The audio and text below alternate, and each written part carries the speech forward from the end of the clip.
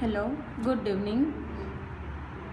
We have to start chapter number 2, acids, base and salt.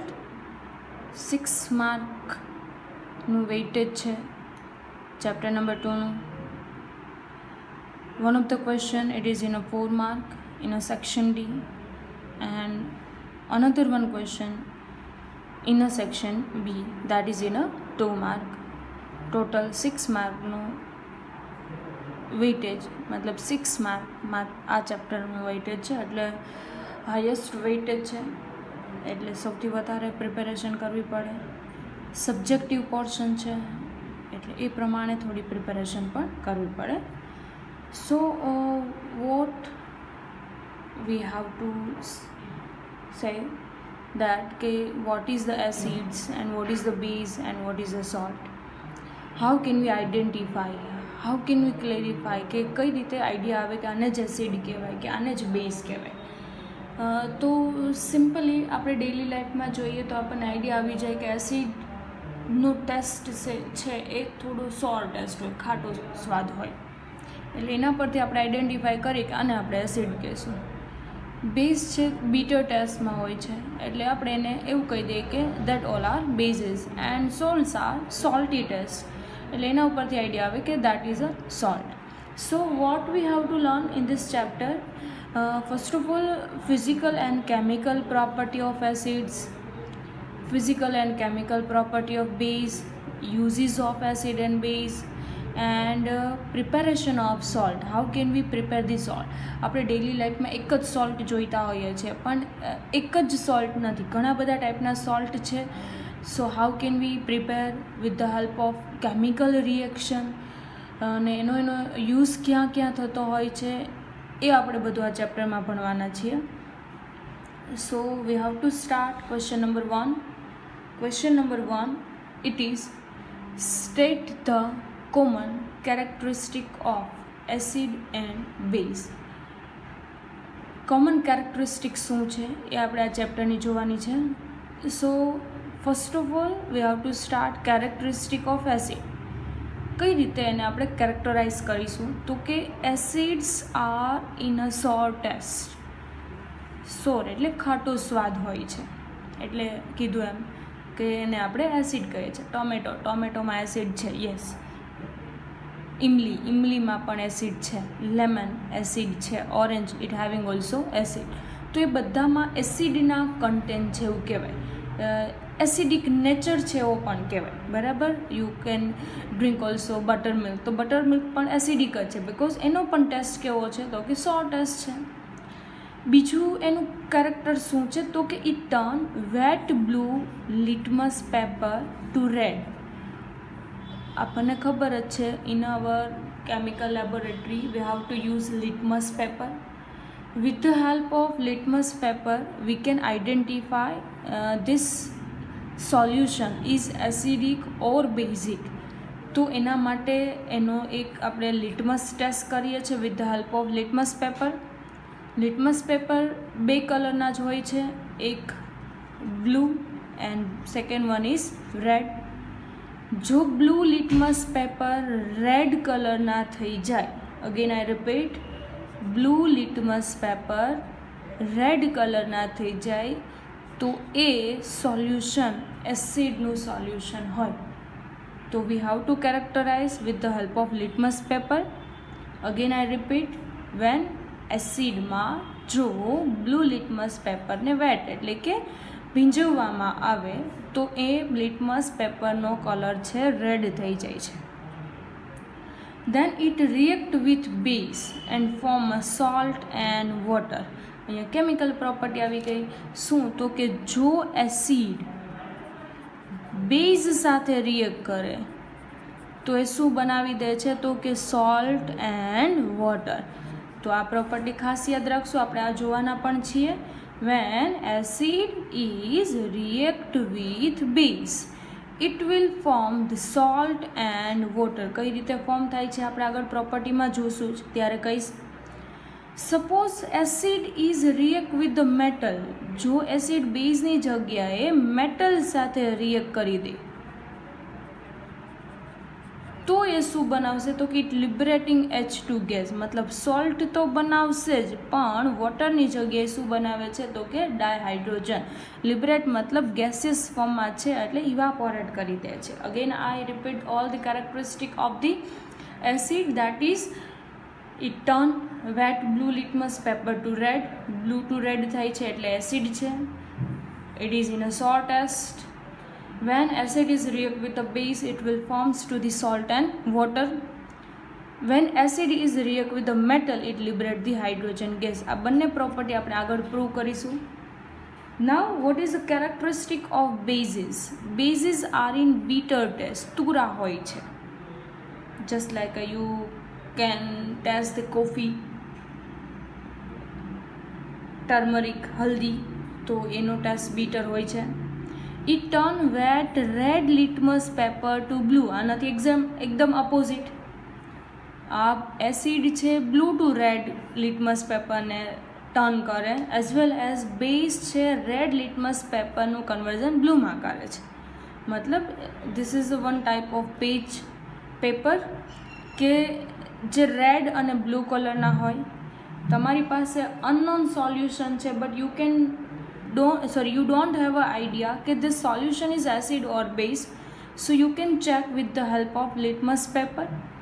હવે એ red litmus paper તમે blue litmus paper એ સોલ્યુશનમાં add કરો છો અને જો એનો કલર રેડ થાય તો એ સોલ્યુશન એસિડ હોય. સેકન્ડ કોઈ સોલ્યુશન છે એમાં તમે કોઈ રેડ લિટમસ પેપર ડીપ કરેલું છે અને જો એ બ્લુ થઈ જાય તો એનો મતલબ એમ છે એ સેકન્ડ સોલ્યુશન છે બેઝ હશે. And third one, it react with the acid, it forms salt and water. Same property. When base is react with acid, it will form salt and water. તો આ પ્રોપર્ટી તો આપણે જોવાના છે, બંને માટે કોમન પ્રોપર્ટી છે, બરાબર. This is simple characteristic of acid and base. Now we are moving next question. Next question is, what is meant by an indicator? કોને ઇન્ડિકેટર કહેવાય? Mention the indicator used for testing the acids and base. એવા કોઈ ઇન્ડિકેટરનો use બતાવો કે જે acid અને બેઝને testing કરી શકે. ટેસ્ટિંગ મતલબ આઈડેન્ટિફાઈ કરી શકીએ કે with the help of indicator we can identify this one is acid or base. So we are taking one of the solution.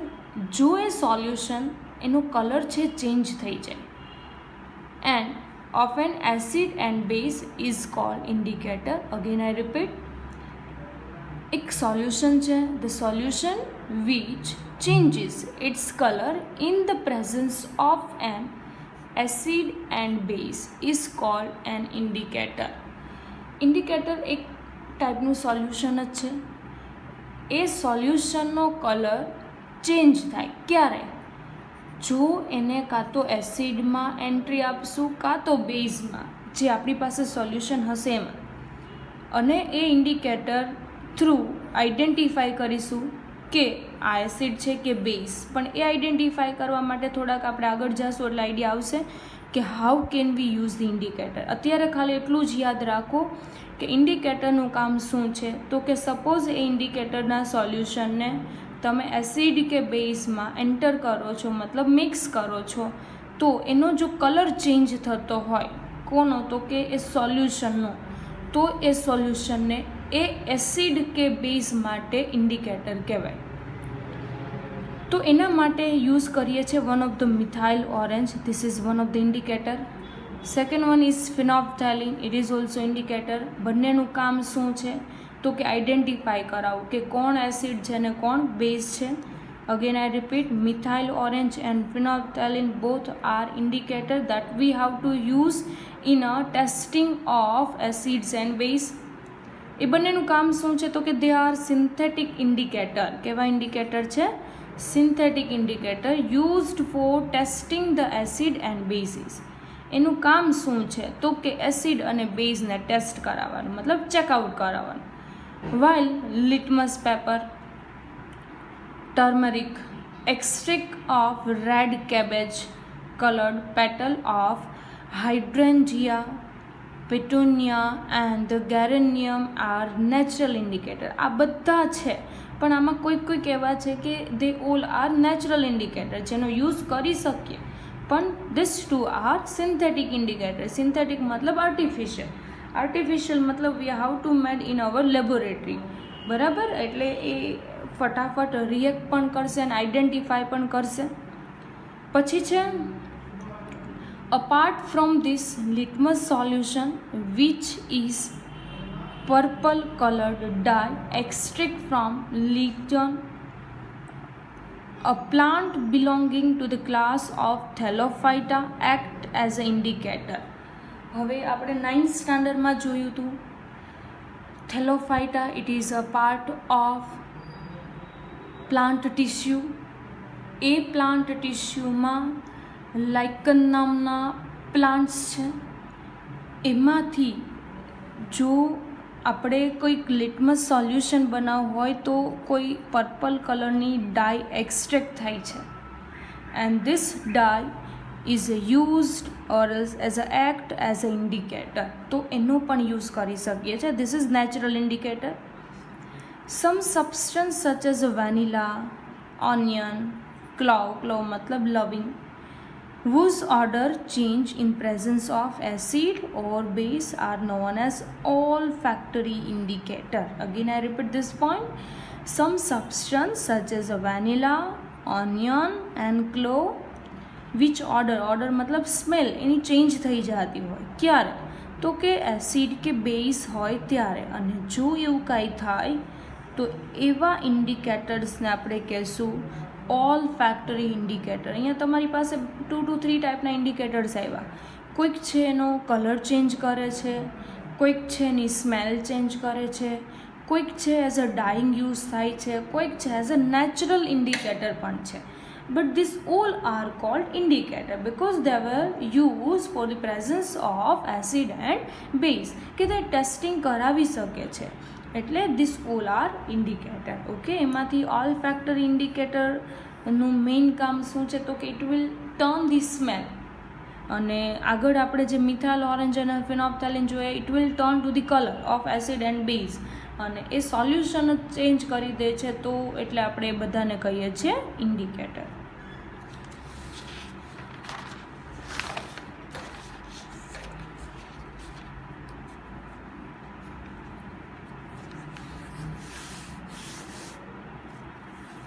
Now in text question, you have been provided with the 3 test tube. આપણી પાસે 3 test tube છે. One of that contain distilled water. એકમાં distilled water ભરીએ, બીજી બેમાં ભરીએ છીએ કોઈક એસિડિક સોલ્યુશન અને થર્ડમાં basic solution. If you are given only red litmus paper, તમારી પાસે એક જ રેડ લિટમસ પેપર છે, how will you identify the content of each test tube? કઈ રીતે આઈડેન્ટિફાઈ કરશો કે which one is acid, base કે whatever? So first of all we are taking 3 test tube. We have to label of them all the 3 test tube, that is A, B and C. Now we have to add 1 drop of solution from test tube A, B and C on the red litmus paper. 3 red litmus paper લેશું, 3 પર એક drop છે solution A, solution B અને solution C નો એક drop નાખીશું, because we have only and only red litmus paper. The solution of a test tube which turn red paper to blue, it contain base. આગળ જ જોયું આપણે કે જો આ રેડ લિટમસ પેપર બ્લુ કલરનું થઈ જાય તો ત્યાં આપણને ખબર પડશે કે એ સોલ્યુશન કોણ હશે? તો કે base. But suppose we have a 3 test tube, but these 2 remaining test tube contain acid and distilled water, so this is use the above blue litmus paper to test the solution to remaining these 2 test tube.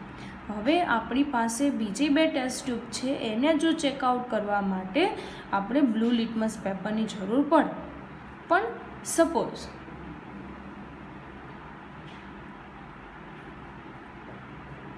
add 1 drop of solution from 2 test tube on blue litmus paper separately. હવે આપણે કોઈ બીજું litmus paper લીધું છે, કયું? તો કે blue.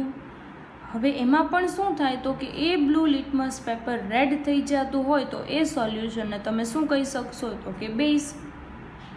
એટલે the solution of the test tube which does not change either red or blue that contain distil water. તો એનો મતલબ શું છે તો કે જો લિટમસ પેપર પર કોઈ પણ ટાઈપનો ચેન્જ જ નહીં થાય તો આપણે એને શું કહી દઈશું તો કે એ ડિસ્ટિલ વોટર છે. રેડને બ્લુ કર્યું તો એને આપણે બેઝ કહી દીધું, બ્લુને રેડ કન્વર્ટ કર્યું છે એને આપણે એને એસિડ કહી દીધું.